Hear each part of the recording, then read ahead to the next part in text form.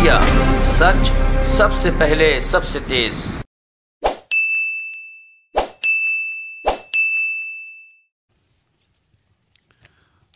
आज की प्रेस वार्ता राजवर्धन जी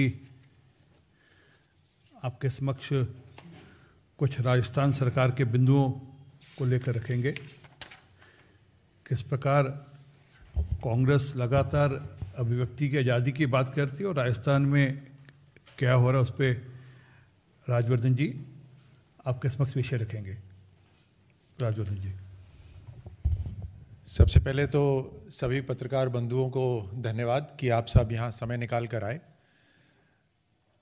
आज जो मैं बात आप सबके सामने रखने वाला हूँ वो एक तरह से एक बार फिर एक पॉलिटिकल पार्टी के दोहरे मापदंड का जीता जागता सबूत, जिससे जनता को परेशानी उठानी पड़ती है।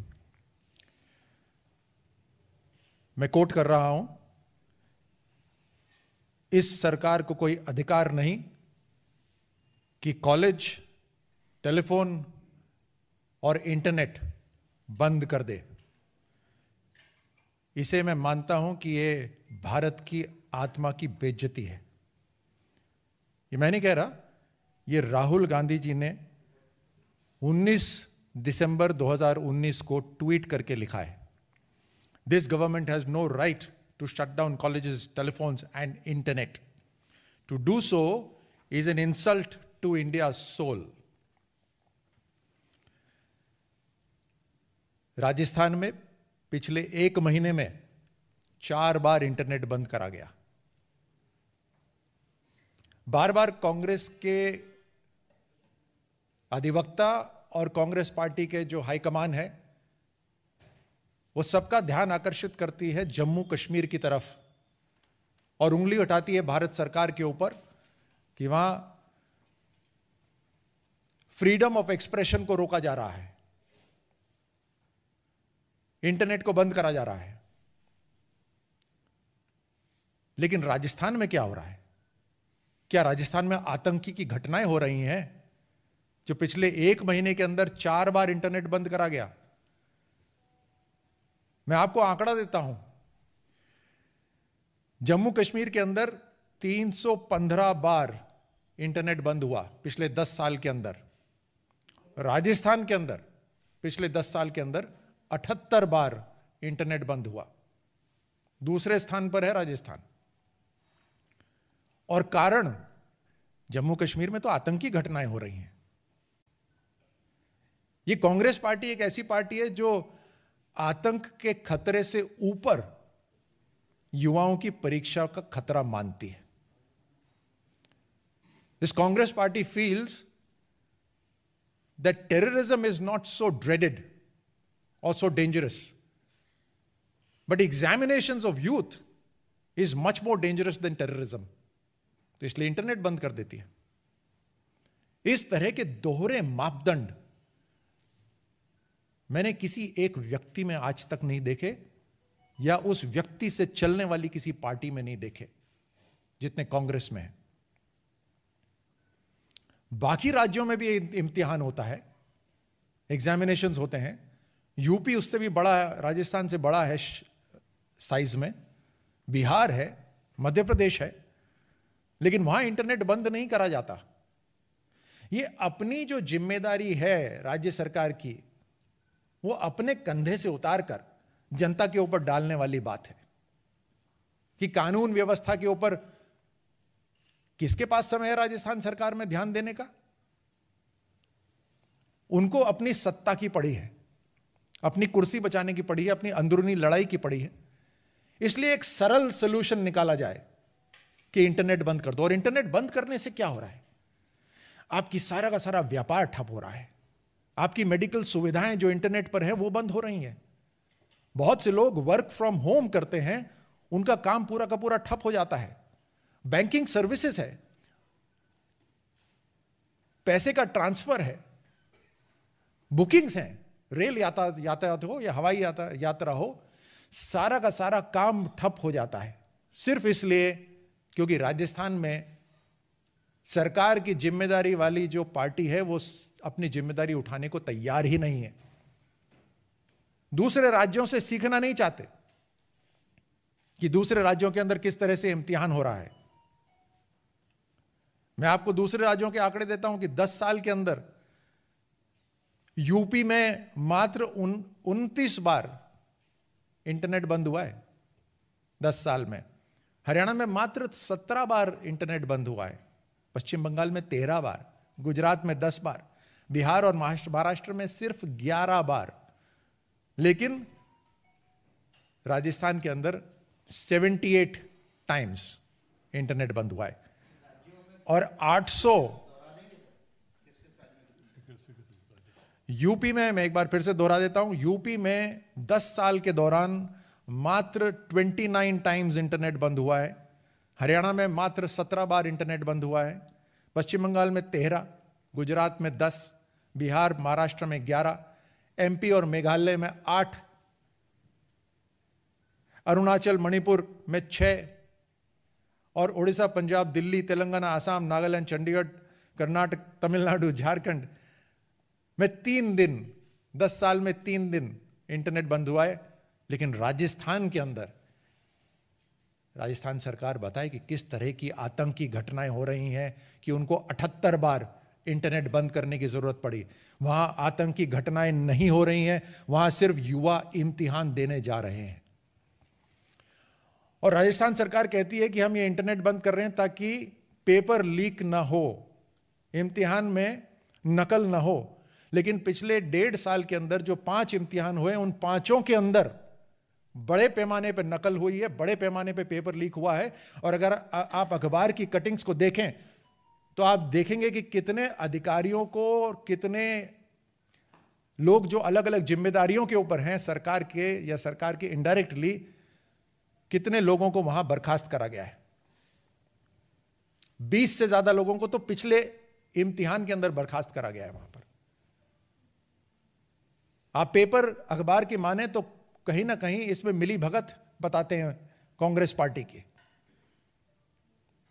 तो पेपर लीक का बहाना या इम्तिहान सही तरह हो उसके बहाने के चक्कर में राजस्थान के अंदर बार बार इंटरनेट बंद हो जाता है, क्योंकि सरकार अपनी जिम्मेदारी उठाने को तैयार नहीं है।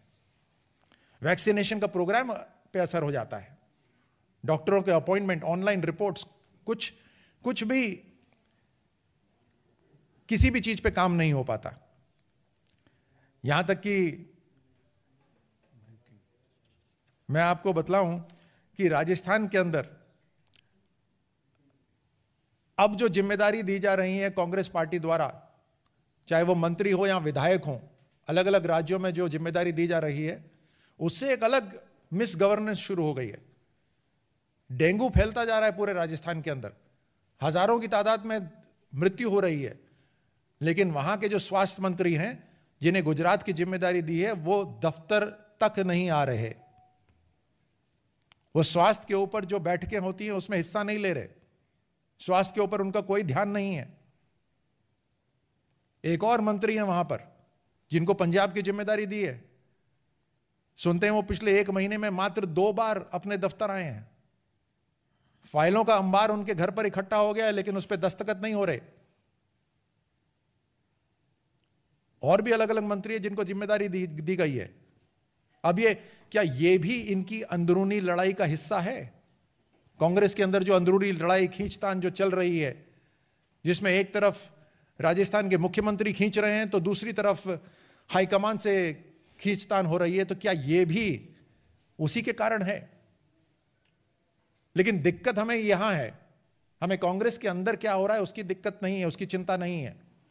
हमें चिंता इस बात की है कि इनकी अंदरूनी जद्दोजहद में, इनकी अंदरूनी पोजीशनिंग के अंदर, खींचतान के अंदर राजस्थान की जनता को पीड़ा सहनी पड़ रही है। चाहे वो स्वास्थ्य हो, चाहे लॉ एंड ऑर्डर हो, चाहे वो कोई भी विभाग हो, इन सभी कामों के अंदर राजस्थान की जनता को बहुत परेशानियां उठानी पड़ रही हैं। और आज जो 800 करोड़ रुपए का व्यापार के अंदर जो नुकसान हुआ है इंटरनेट बंद होने से, ये मात्र 1 महीने के अंदर पिछले 1 महीने में जैसे मैंने आपको कहा कि 4 बार इंटरनेट बंद हुआ है, और अब एक और इम्तिहान होने वाला है। आरएएस का प्रिलिमिनरी परीक्षा होने वाली है, उसके लिए भी इंटरनेट बंद करने की राजस्थान में तैयारी हो गई है। 800 करोड़ रुपए का नुकसान हुआ है पिछले 4 महीने के अंदर, ये जो इंटरनेट बंद हुआ है, और ना जाने और किस तरह की तकलीफें हुई होंगी लोगों को, जो ऑब्जेक्टिवली यहां पर हम आपके सामने नहीं रख सकते। लेकिन आप जानते हैं कि आज के समय जहां इंटरनेट हवा और पानी की तरह है, कितनी सारी जो सुविधाएं हैं वो इंटरनेट के ऊपर बेस्ड रहती हैं, कितना काम इंटरनेट पे बेस्ड रहता है। ये दोहरे मापदंड आप तक हम पहुंचाना चाहते थे, इसीलिए आज ये प्रेस कॉन्फ्रेंस करी और आपको यहां आकर प्रिंट और इलेक्ट्रॉनिक मीडिया को कवर करने के लिए आग्रह करा। आप सबको धन्यवाद देता हूं। मैं एक बार फिर दोहराता हूं कि राहुल गांधी जी ने ट्वीट करा था कि this government has no right to shut colleges, telephones and internet. Then does it mean that Rajasthan government has the right to shut the internet even when there is no terrorist activity involved, even when there is no law and order issue involved, but just plain examinations for various recruitment examinations? इस तरह की पोल Congress party की खुली है अभी आज आप सबके सामने। इनका दोहरा मापदंड, कश्मीर के लिए अलग भाषा इस्तेमाल करते हैं जहां पर आतंकी घटनाएं हो रही हैं, लेकिन खुद उस प्रदेश में जहां इनकी पार्टी की सरकार है वहां ना लॉ एंड ऑर्डर है, ना ही गवर्नेंस है, और गवर्नेंस के नाम पर सबसे सरल सॉल्यूशन जिसकी समस्या जनता को हो जाती है वो है इंटरनेट बंद कर दो।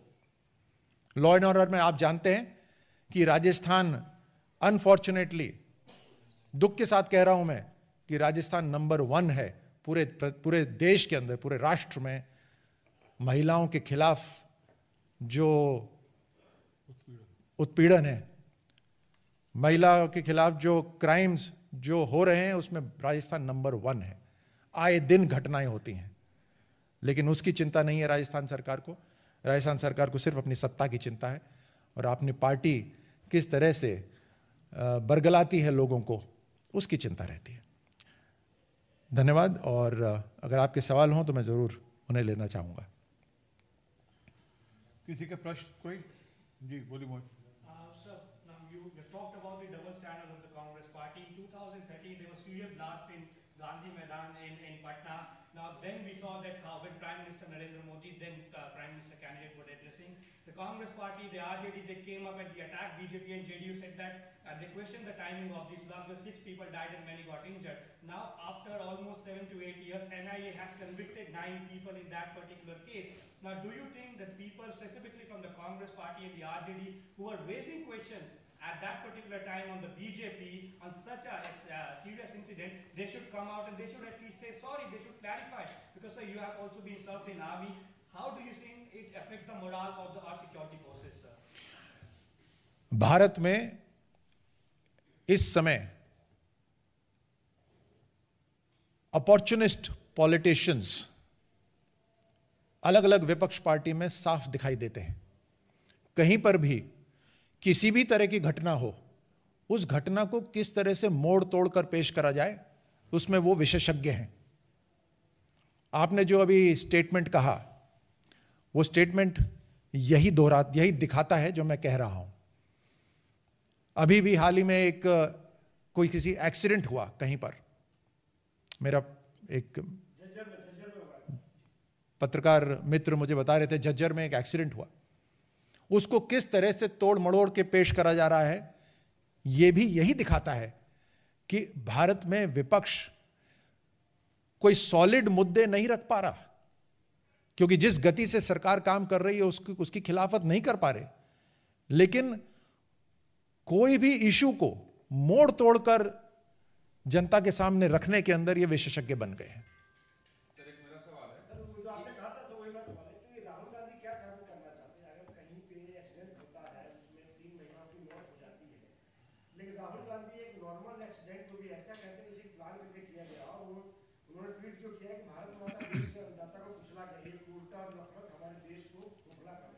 वो ये एक सेंस दे रहे हैं कि ये जानबूझ के किया है, वो कुचला गया, ये कह रहे हैं, ये नॉर्मल एक्शन नहीं मान रहे। देखिए, सबसे पहले तो कोई विपक्ष के अंदर, वो भी एक बड़ी पार्टी जो रही हो, उसके अंदर एक बहुत ही महत्वपूर्ण व्यक्ति जिसके नाम से वो पार्टी चलती हो, जब उसकी नॉलेज इतनी शैलो हो जाती है तो दुख होता है, क्योंकि विपक्ष जरूरी है। विपक्ष किसी भी लोकतंत्र में जरूरी है। और राहुल गांधी के इस तरह के जो बयान आते हैं वो उनकी सोच की शैलोनेस दिखाता है। लोगों को भड़काए, इस पे वो काम कर रहे हैं। इसमें न जाने कांग्रेस को क्या लाभ मिलने वाला है, क्या फायदा मिलने वाला है, लेकिन उनको लगता है एक ऐसी स्थिति के अंदर जहां पर उनके पास कोई सॉलिड मुद्दा नहीं है सरकार के खिलाफ, तो कम से कम देश के अंदर भड़काव शुरू करा जाए। इस तरह यही मैं समझता हूं, इससे ज्यादा कोई बड़ी बात नहीं है ये। Poll strategist Prashant Kishore has praised BJP and said that the BJP will be ruling in the center for decades. But Rahul Gandhi, on the other hand, thinks that with time the Modi magic will disappear. How do you see this? प्रधानमंत्री मोदी जी की जो सरकार है उसका जो एक खास USP अगर मैं कहूं तो वो ये है कि जमीन से जुड़ी हुई सरकार है। लगातार फीडबैक आता है जमीन से, ग्रास रूट से, और उस फीडबैक से सरकार लगातार अपनी पॉलिसीज बनाती है या उसको मॉडिफाई करती है। तो इस तरह की जब सरकार रहती है, जो अभी तक जिस तरह की राजनीति भारत में चल रही थी उस राजनीति को चेंज कर दिया। जो वीआईपी कल्चर रहता था भारत के अंदर, उस वीआईपी कल्चर को चेंज कर दिया। हाल ही में मैं एक सर्वे देख रहा था जहां नौजवानों से पूछा जा रहा था, और उसमें बहुत बड़ा फर्क नजर आया कि 10 साल पहले पॉलिटिशियंस की तरफ युवा क्या सोचते थे और आज की तारीख में पॉलिटिशियंस की तरफ युवा क्या सोचते हैं, उसमें बहुत बड़ा बदलाव एक पॉजिटिव रूप में आया। वो इसी कारण से आया है कि एक बदलती राजनीति का प्रतिनिधित्व या लीड प्रधानमंत्री मोदी जी कर रहे हैं। तो प्रशांत किशोर जी जो बात कह रहे हैं उससे पूरा देश सहमत है। प्रशांत किशोर जी कोई ऐसी बात नहीं कह रहे जिसको देश नहीं जानता है, लेकिन यह बात जरूर है कि राहुल गांधी न देश की आवाज कभी सुनते थे न आगे सुनेंगे। तो मुझे इसमें भी कोई आश्चर्य नहीं है कि राहुल गांधी जी इसमें भी अपनी एक दूसरी प्रतिक्रिया रखते हैं।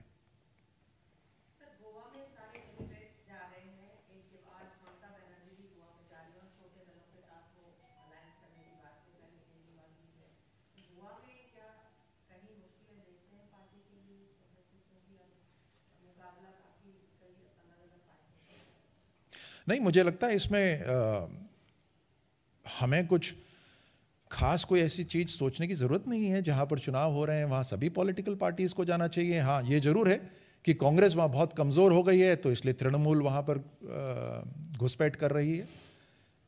तृणमूल कांग्रेस वालों को अपनी तरफ से लेने की कोशिश कर रही है। You want to say something? You want to finish?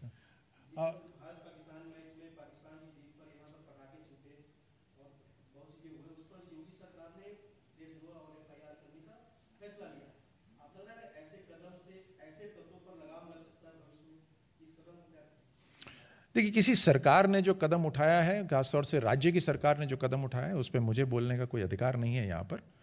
मुझे यकीन है कि उन्होंने कुछ ना कुछ सोच समझ के करा होगा। किस तरह की इंटेलिजेंस उनके पास रही है इसका ना मुझे अंदाज़ा है ना मैं जानता हूँ। तो मुझे लगता है इस बात को वहीं रह सकते हैं। Thank you.